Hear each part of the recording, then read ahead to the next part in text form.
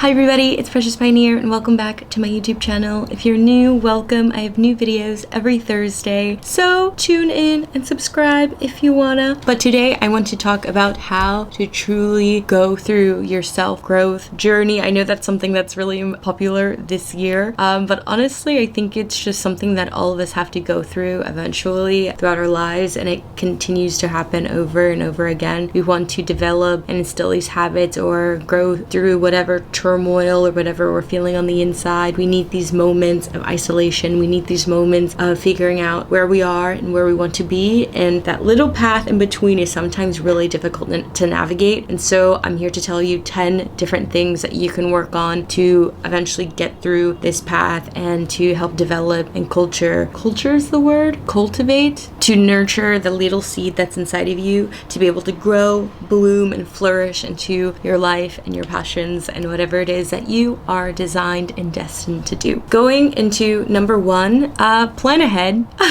This may seem incredibly simple, but I find that I have the best incredible days when I just take a few moments in the night and then jotting down the things that I have to do the next day, planning my week ahead of like, okay, I need to do this, and this. Brain dumping and be able to organize your life can definitely put you in the right position to make sure that you hit all of the milestones and goals that you want to during this season. I used to be a huge winger and I was really proud of that. I'm like, oh, I'll just play it day by day. But when you don't see the foreseeable future of like, okay, I need to do this, study for this amount of time, then suddenly you're at the expense of like your day, which there are periods and seasons that are really great for that. But at the same time, I think that having a little bit more structure, being a little bit more organized can definitely help to build your self-growth of whatever it is that you're trying to develop. You know, you need a plan a little bit.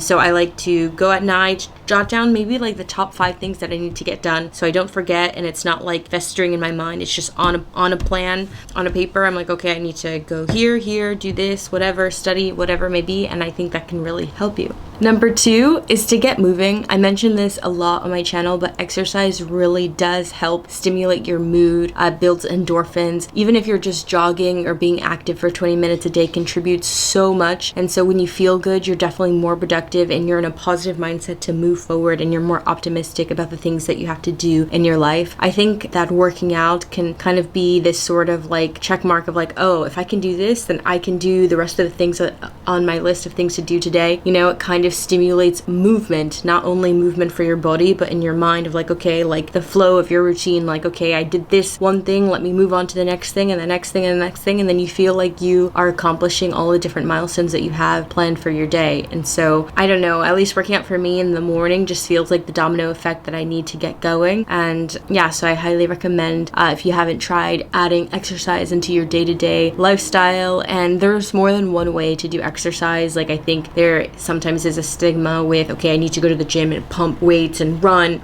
so much, but honestly I hate running, so I don't do it. I jog or fast walk every day for 5 minutes to warm up, to build my cardio, but I do not like running, so I don't do it. You know, there are other ways to get your blood pumping, whether that be biking, dancing, going on a walk. You know, there's so many other forms of exercise, so don't feel limited to just doing this one thing. Like, do whatever you want that gets your body moving, that sparks joy for you and benefits your health, you know. Number 3 for self-growth is to laugh more. I don't know who said this. I think it was Charlie Chaplin or someone who said that, you know, a day without laughter is a day wasted. And I believe that, you know, like life is supposed to be enjoyed, to be fruitful, to spark something in you that is so like contagious to others. I don't know how to describe this, but like when you're laughing or you see somebody laughing, it kind of brings joy to other people. But whether that's watching looking at memes for a few minutes, or watching a TV show or something, like go out and seek laughter, seek joy. You know, it doesn't have to be super elaborate, like going on a huge trip to seek joy and laughter. No, it can be something simple and small. We have access to social media. You can find something that just makes you laugh, like wholehearted, hearty laugh, you know. And then once you have that, embrace that feeling for the day. You know, that could really bloom something inside of you that can add a really nice sprinkle of positivity into your day-to-day life. And that's important when you're growing and developing. Number 4 is to count your blessings and take a moment to be grateful. There is nothing more beautiful, more joyful than taking a moment to reflect on everything that you're grateful and all of your blessings that are around you. I think that the simple things in your life, whether being able to walk, to exercise, that bomb lunch you had earlier today, you know, all these different elements really accumulate and make life worth living. You feel a sense of purpose and a sense of fulfillment when you recognize how certain things are way easier or just go smoothly when things just go right. It's so easy to have like fast media consumption and fast life, waking up, going to the gym, going to work, having dinner, going to sleep. You know, it's so easy to get caught up in the routine, but the routine is your life. You know, the routine makes us feel comfortable and content and brings these other elements of joy. But I think that self-growth is recognizing and being more aware of all the little things that accumulate in your life and not just waiting for the highlight reels, because the highlight reels only happen one in a few. And so don't wait for life to happen. Recognize all the little elements that piece your life together, and all of those little elements are worthy of gratitude and worthy of recognition, because as you don't realize something that you've lost until you've noticed that you've taken it for granted and it's no longer there or present in your life, you know. So every day I'm like thankful to like, wow, like I really got through that workout. It was hard, but like thank you for a strong heart and for a strong body to get me through it, you know, things like this, you know, or being able to study and like go through an adversity and figure out life on your trials and turmoils and your tempests in your life, and being on the other side and be like, whoa, that was a dark season of my life where I cried a lot or whatever it may be, but I feel good today, like thank you, you know, for this. I'm grateful for this moment, you know. Or dang, it is summertime, this watermelon is so sweet, all the fruit is in season and it is delicious, thank you, you know, like recognizing all these little elements in your life that just make you so happy. Some things that are overlooked or overseen in your life, you know, paying attention and giving gratitude to those things can really just spark a lot of joy in your heart and make like your what is it called? Oh, like romanticizing parts of your life that are like, wow, you know, like my plant has a new leaf today. That's so amazing that I'm, you know, growing and taking care of my plants. You know, all these different elements can really contribute a positive factor into your life and to the development of your self-growth. Number 5 of self-growth, knowing when to say no. No means no, and that's okay sometimes, you know. I think the part of getting older and really prioritizing yourself is recognizing that if you don't want to go to that party, that event, that meet hang or whatever, letting go of FOMO and just being like, you know what, I'm good. You know, today I feel stressed. Today I feel like I need to spend some time alone, so I'm gonna do that. No thank you, you know, like have a good time. You can say no like nicely, gracefully, but knowing your limits, your boundaries, and respecting that for yourself and being like, you know what, like today, no thank you, I don't want to. And that also applies to work as well. Like if you feel overworked and it's just like a mountain and you're like burning through, you're gonna burn out, and that's incredibly unhealthy. So like take a day off. I mean, you won't get 5 stars for this every time, but it's so worth it to dedicate time to yourself. And it's not selfish. It's selfish to constantly pour out yourself into something and then work on E. You should never be working on E, on empty. So give that time back to yourself, and only then will you be more fruitful, you know. Like even in agriculture terms of using fruitful, like when farmers constantly put seeds in the ground and pull produce and then put seeds in the ground and grow produce, eventually the soil is depleted of all of its nutrients and it can't grow anything anymore. There are off seasons where it just needs to chillax or grow things that are beneficial and pour nutrients back into the soil. This is you. You need to pour things back into the soil and just say no sometimes when you need that time to recuperate. You need that time to put it back to yourself, put the energy back into yourself so that you are better, that you're growing on the inside, and so you can be more fruitful to others, but also more fruitful to yourself. Yeah. Okay, going into number 6. Number 6 is to give. There's giving is such a interesting concept, because the more that you give and you extend help to others, the more that you pay it forward to others, the more that someone's equally reaching out and giving to you. And it's but the thing is that it's not even about that. It's just, it's funny because that's kind of how the world works. The more that you give, someone is giving to you as well. But focusing on what that act of giving actually does, I think is far more important than what you can receive out of giving. It's when you give out of habit and you give your time, your effort, your money, volunteering, you give love, you give learning, knowledge, whatever it is that you want to give, something inside of you changes. Something inside of you blooms with each time you do it. When you, at first it may seem like, oh, you know, like I'm poor right now, whatever, I'm struggling, like, well, how am I gonna go and buy this meal for this homeless person? Like I can't even afford this myself, you know. It's like, it's only then, like when you give out of not out of excessity, but out of struggle and triumph, like, oh, I barely have time, I'm already overworked, whatever, like how am I going to dedicate this 1 hour to volunteer and help other people in need, or like for a beach cleanup or whatever. Like it's moments like this where part of your inside changes. And I think that's kind of what self-growth is about, like that little path of like where I am and where I want to be. Your inside has to change, whether that be your mind, your heart, it could be your physical body, like, okay, that's fine too. But all of these things like impact your emotions, your inside. And when you give, the reason why I say this is so crucial is because your heart begins to change. And when your heart changes, some things that you thought were harder or more difficult are like second nature to you. And that's a personality change.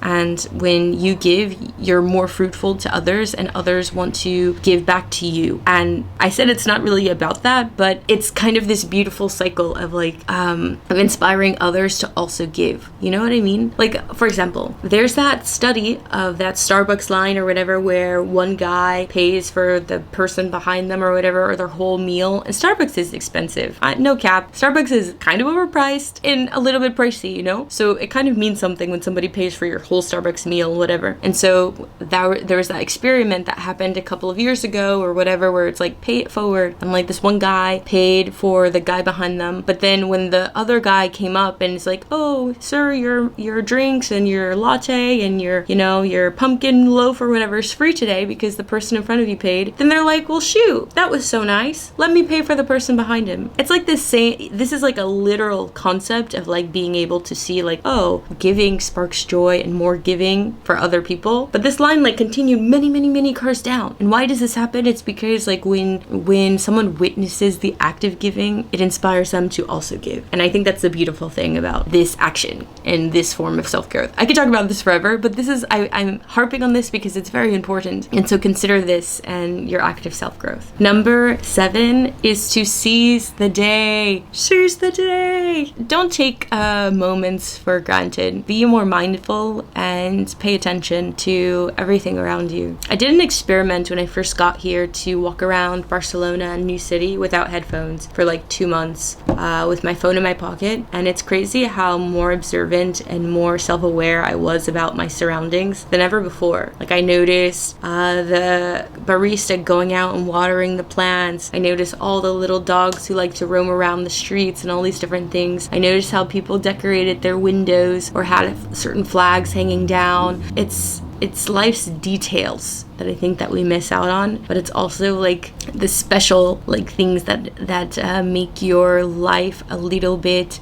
more perspective and unique. You know, like in many ways we all live a very similar life. Like we wake up, we brush our teeth, maybe we have coffee, maybe we have tea, we have breakfast, lunch, dinner, go to work, go to sleep. We all have similar chunks of life that are a lot of like the same that we can agree on, but at the same time it's like the little things that are in between that make our life and our experiences different. And so number 7 is to definitely be more mindful and to pay attention and to seize the day, seize every moment that you can, and don't take it for granted, you know. Number 8 is to stop comparing. I know you've heard this before, but it's so difficult considering that we have access to almost all people in the world in the palm of our hand. It is so easy to just be like, oh yeah, like they're on this part of their life, like they're 24 and they're doing this and living, they walk the same shoes as me or whatever, and they're doing this or whatever. But may I encourage you and offer you a new perspective that you have a different upbringing, history, perspective, story, history, strengths, weaknesses than anyone else. And you are going to continue to walk wobbly, hella wobbly, trying to walk in somebody else's shoes,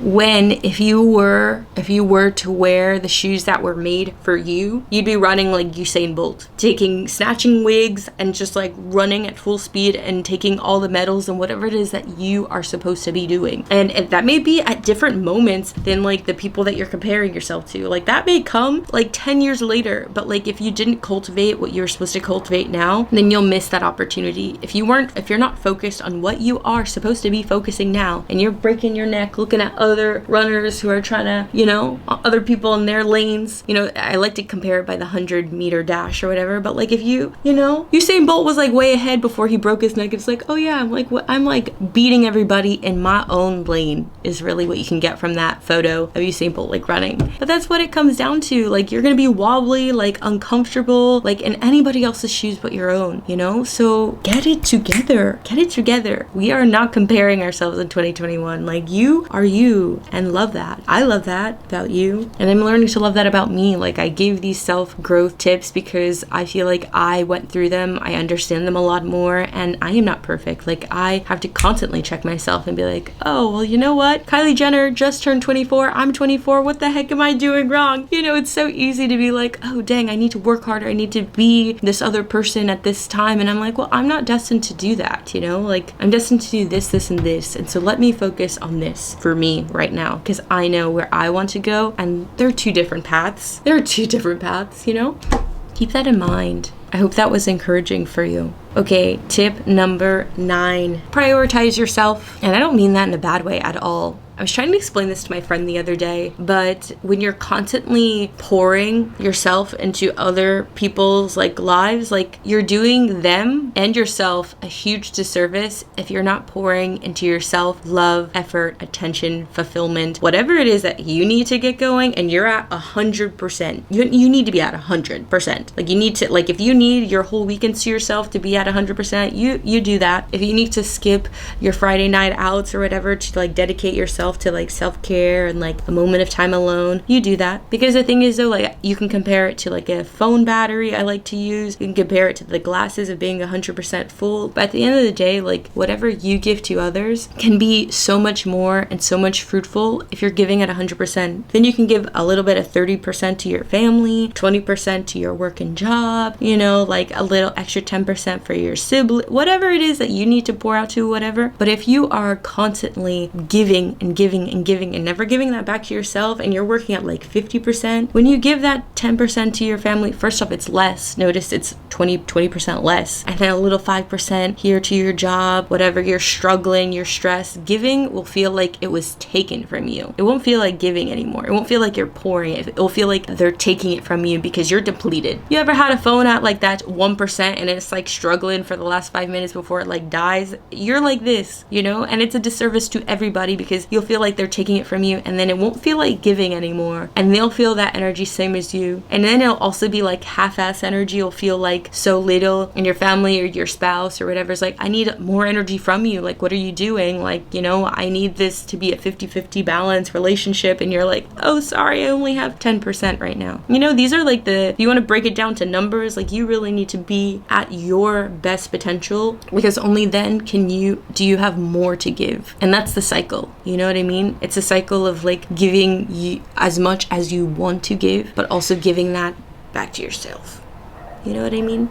And so that is the biggest thing. Prioritizing yourself is not selfish. If anything, it benefits the people that you love the most. It benefits whatever things and people that you want to give more of. You cannot give things that you don't have. You just can't. And you don't want a negative connotation with giving when it's so low, because it will just feel stressful. It'll feel like a struggle, and it shouldn't be a struggle. It should be something that you give lovingly, willingly, amazing, oh yeah, I'm going to my job, I love this, let me work extra hard this week because I really love what I'm working on, whatever. Let me hang out with my friends because I haven't seen them in a while and I really want to do this. Let me cook an extra meal for my spouse or whatever because I really love him or her or whoever, let me FaceTime my family because I really miss them. Like, you're giving so much, but like make sure that you have enough to give, you know, because oftentimes we don't, and that's where we feel that tension and turmoil. So number 9, yeah, prioritize yourself. And the last tip that I have, number 10 for self-growth, is to reach out. I talk about thriving in isolation and being alone, and self-growth is about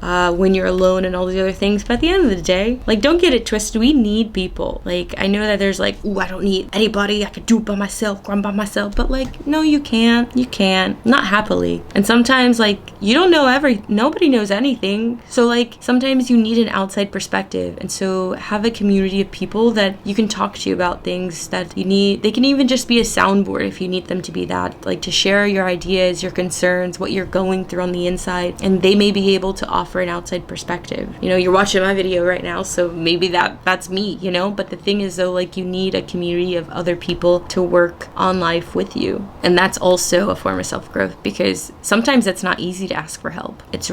Sometimes it's not. And so self-growth is recognizing that, to humble yourself to ask for help, to humble yourself to talk about difficult experiences that you're going through, and recognizing that, you know, other people go through the same thing that you're going through. So whether in your self-growth period you're going through depression, anxiety, not knowing your purpose, not happy in your job, not feeling fulfilled in certain things, torn between where to go, all these different things that normal people kind of go through or have to face, having the courage to talk about that is a form of self-growth as well. So tip number 10, if you take away anything, is like to talk about it with people that you trust and be encouraged in this way, you know, to have that community to talk about these things with, the people that you love the most. But yeah, I hope that this 10 tips of self-growth has helped you. I tried to go a little bit more thorough. I know this video is a little bit long, sorry, but I feel like there's no like 10 tips real quick, okay, live, breathe, love. Like, there's nothing like that. I wanted to be just genuine and honest with you, and I hope that you got something away from this video. If you did, leave a comment below about something that you're working on or something that you took away. But yeah, I will see you guys next week. Bye.